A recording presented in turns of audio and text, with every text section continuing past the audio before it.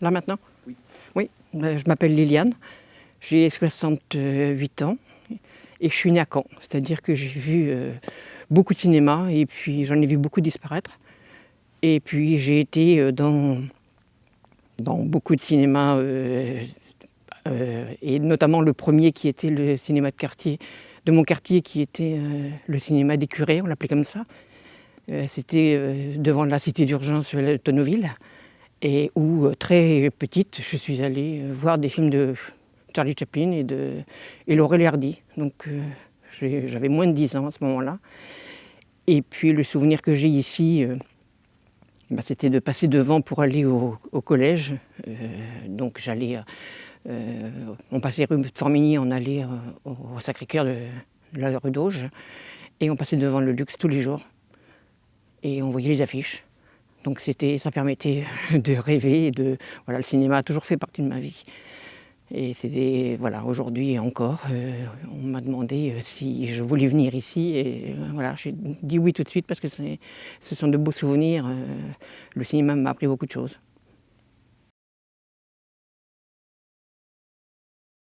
Cette salle, nous l'avons connue, j'avais 8-9 ans. Et ça a échelonné, le luxe a échelonné toute notre vie. Tout à fait. Parce qu'avec le collège, nous venions voir des films. Après, en tant qu'étudiante, nous venions aussi voir des films et puis des débats qui étaient organisés. Des ciné-débats. Voilà. Et puis, tu continueras après, mais moi je peux te dire, c'est qu'à l'heure actuelle, c'est aussi le rendez-vous, toujours. Et c'est notre petit rendez-vous du dimanche où on vient, on se retrouve souvent entre copines d'ailleurs, pour venir voir les derniers films, parce qu'il faut reconnaître qu'il y a une programmation fort intéressante. Tout à fait. Comment j'ai découvert le luxe? Du coup, je suis arrivé sur Caen en 2016. J'étais étudiant à Avire. J'ai essayé de découvrir tous les cinémas de Caen, donc Pathé UGC, Café des Images et le luxe. Et du coup, j'y suis allé comme un spectateur lambda au début.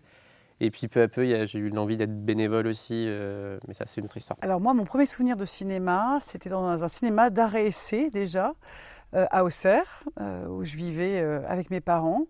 Et avec mon frère, qui a 2 ans de plus que moi, on est allé voir E.T. Et j'ai le souvenir que j'avais été bouleversée par ce film, avec bien sûr des larmes qui étaient venues, que je n'avais pas pu empêcher de couler. Et puis avec mon frère, je crois qu'on s'est regardé dans la salle, qui était obscure bien sûr, pour voir si l'un l'autre on pleurait. Et comme il ne fallait pas montrer à l'autre qu'on pleurait, la première question qu'on s'est posée à chacun, c'est « T'as pleuré toi ?» Non, non. Et on n'a pas, officiellement on n'a pas pleuré, mais je sais que tous les deux on a pleuré parce que moi je l'ai vu, malgré la salle obscure. Alors, le premier souvenir, c'est un petit peu difficile. Je n'allais pas beaucoup au cinéma quand j'étais enfant parce que j'habitais dans une petite ville. Mes parents n'étaient pas très branchés cinéma, disons. Je me rappelle avoir vu avec beaucoup d'intérêt Vol au-dessus d'un nid de coucou de Milos Forman, qui m'avait énormément impressionné. Parce que Vol au-dessus d'un nid de coucou, c'est vraiment un film qui m'a marqué, ouais. C'est un film qui m'a marqué de par le thème de ce film, de par ce qu'il dit, de comment la société gère ce qui est dans la marge, ce qui n'est pas dans la norme. C'est ici au luxe où j'étais allée voir la prophétie des grenouilles en 2003-2004. Et donc je me souviens de l'impatience d'aller au cinéma, de l'attente, du fait d'arriver à l'heure. Je me souviens de quelques images du film et de l'impression que ça m'a fait de voir ne serait-ce que des grenouilles avec de la pluie. Ça a l'air de rien, mais quand on voit ça, c'est une image c'est la première image que l'on garde en tant que Afrique. Je sais pas, je crois pas que c'était au luxe. C'est grave si c'est pas au luxe ou pas? Ok. Il me semble que c'était la jeune fille au vélo. Non, pas la jeune fille au vélo. Je me souviens plus. Le gamin au vélo? Ouais, quelque chose comme ça. C'est quoi l'histoire? Tu sais, c'était. Enfin, désolée, hein. C'est l'histoire. Tu sais, c'est super. Il y a plein de belles images. Ça se passe à la mer et t'as une dame avec un vélo. C'est très très poétique. Et on a vu ça en primaire. Il y a le gamin au vélo avec Cécile de France et c'est un garçon du coup. Où il y a la fille Wajda. Oui, je crois que c'est ça. Oajda, c'est du coup en. Je sais plus, en Turquie? Non, c'est pas en Turquie. En Arabie Saoudite. Bah, je et crois elle que veut un c'est ça. vélo. Oui, ok. il me semble que c'était ça, le gamin en vélo. Voilà. C'est mon papa qui m'a emmené au cinéma parce que mon papa est ma référence absolue en matière de cinéma. Et il m'a emmené voir à l'époque où toutes mes petites copines allaient voir du Walt Disney. Moi, je suis allée voir West Side Story. Et ça m'a marqué terriblement. C'est déjà un film auquel je suis très attachée parce que c'est un excellent film.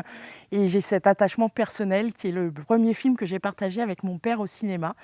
On a enchaîné très très fort après puisque toujours à peu près au même âge, j'ai souvenir de Barry Lyndon quelques semaines après et très peu de temps après Serpico. Ce qui avait très moyennement plu à ma mère à l'époque, qui trouvait que j'étais franchement très très jeune pour ça. Je me rappelle être allée voir Alice au Pays des Merveilles de Tim Burton et vraiment avoir adoré cet univers. Bon, maintenant, Alice au Pays des Merveilles, j'aime un peu moins parce que j'ai découvert d'autres choses, mais j'aime toujours énormément Tim Burton comme réalisateur. Donc, j'ai vu par exemple une comédie italienne qui s'appelle Citoyens du monde. Alors, c'est pas un grand film, mais on est en Italie avec quelques retraités qui ont une retraite misérable et qui veulent partir et qui veulent aller prendre leur retraite dans un pays où la vie est moins chère. Bon, ça ne se passe pas comme prévu. C'est pas un très grand film, mais moi, ça m'a permis, entre autres, d'aller virtuellement en Italie. Donc, moi, je vais souvent au cinéma pour voir ce qui se passe dans les autres pays. C'est un voyage virtuel et c'est vraiment formidable. Alors, malheureusement, je ne suis jamais venu au Luxe, c'est la première fois que je viens, parce que je suis plus proche du Café des Images. J'ai déjà vu des séances que le Luxe a organisées. Par exemple, je sais que le Luxe organise beaucoup des séances avec l'Amphi d'Or, l'amphi qu'il y a à l'université.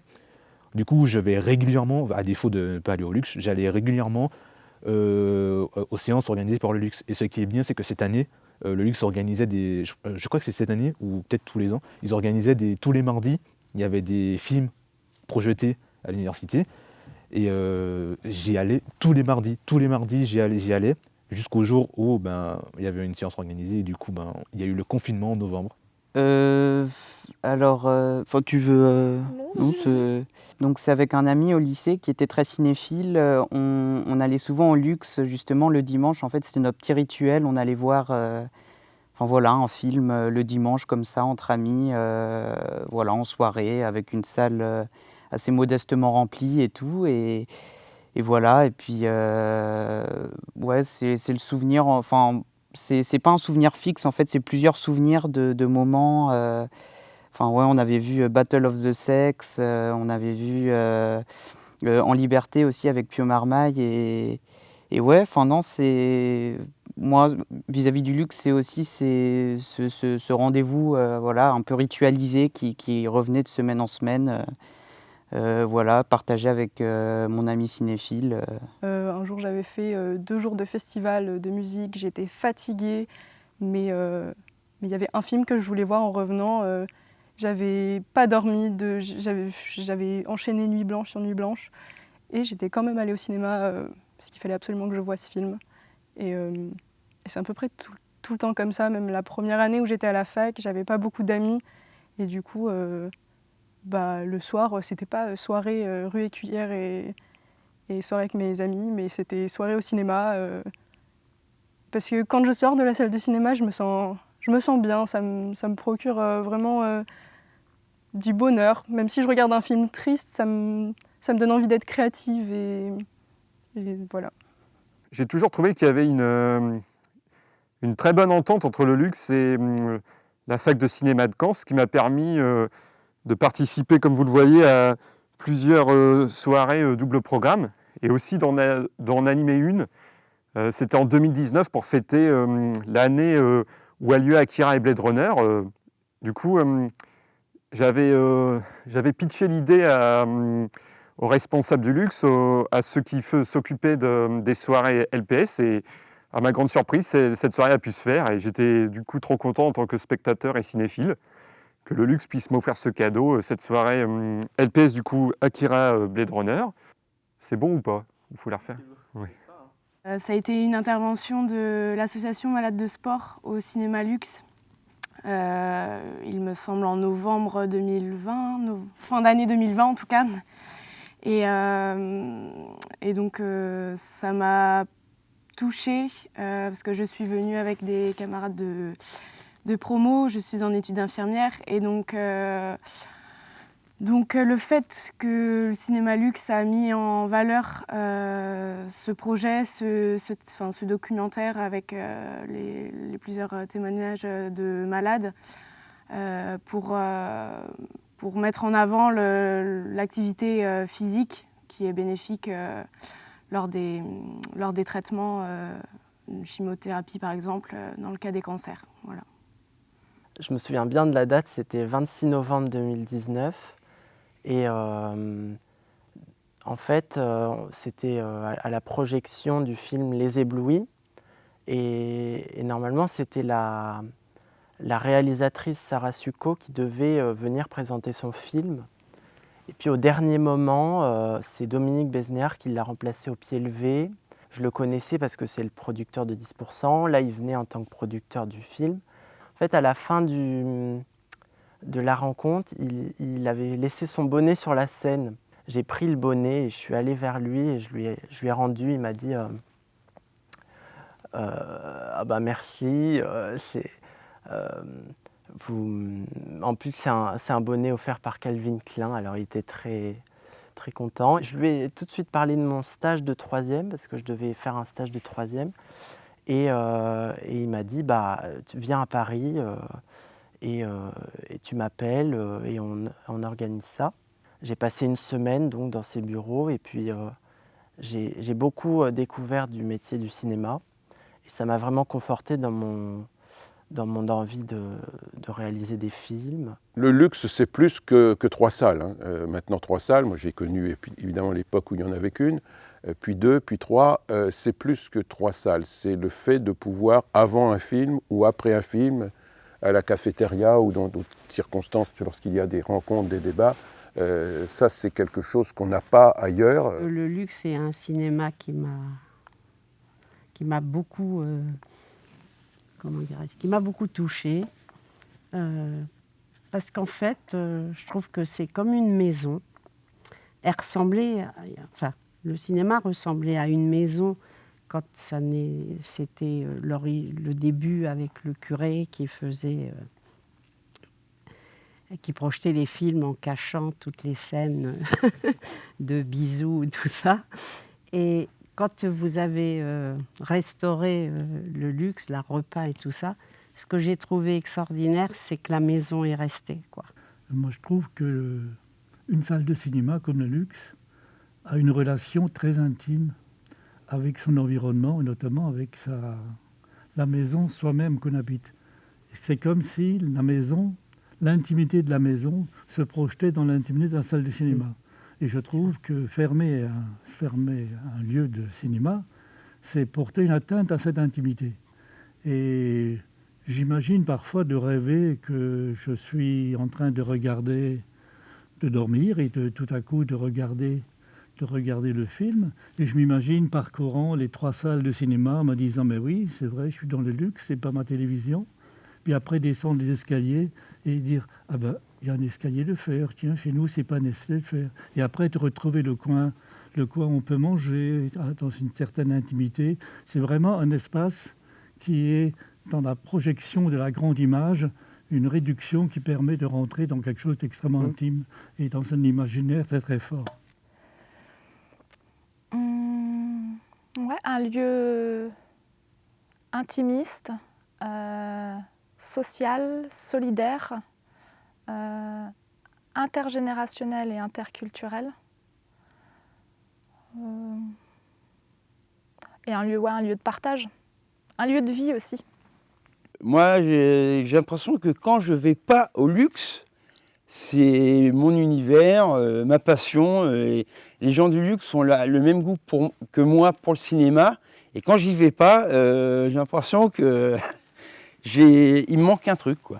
Nous, on aime voilà. venir en Voilà, salle, on aime ça, venir s'asseoir, on aime. Puis c'est l'échange même, et puis avec d'autres gens, voilà. tout à fait. Voilà, ça permet aussi de retrouver des copains qu'on n'a pas vus, voilà. Non, c'est.